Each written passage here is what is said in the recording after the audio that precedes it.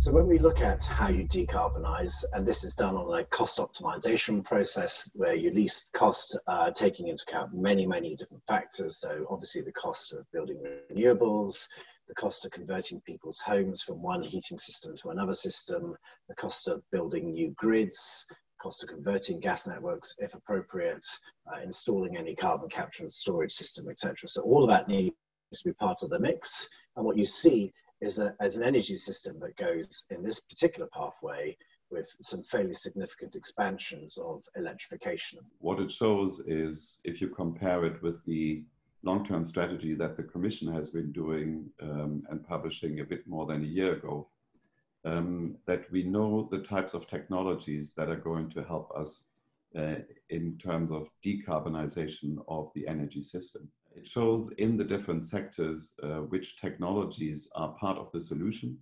And these technologies we will have to deploy at scale in the coming years. The broad direction has been set within the context of the Green Deal, the climate neutrality goal by 2050. And within that, there is scope for national plans to be developed. There is still a gap between the emissions reduction goals we have and what we are seeing in practice.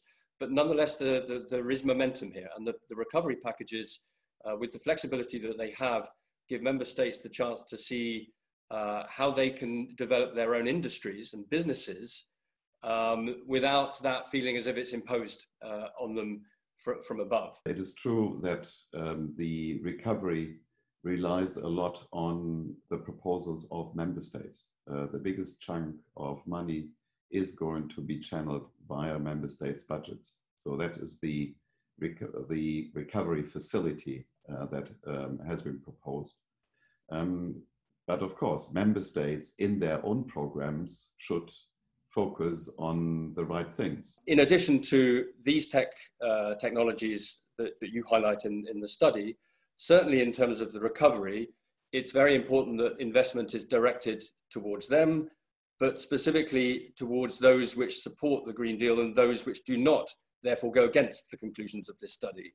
So making those choices and making sure the mechanisms are in place to ensure those choices are followed through is as important as highlighting where we need to spend the right money in the short term.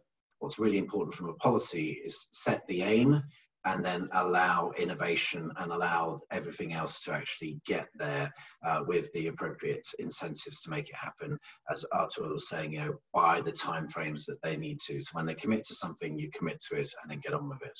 And my wish really is that people are not going to get desperate because of the Corona crisis, but to try to be with us and to struggle with us to move forward so that we really get onto the right track towards 2050 climate neutrality.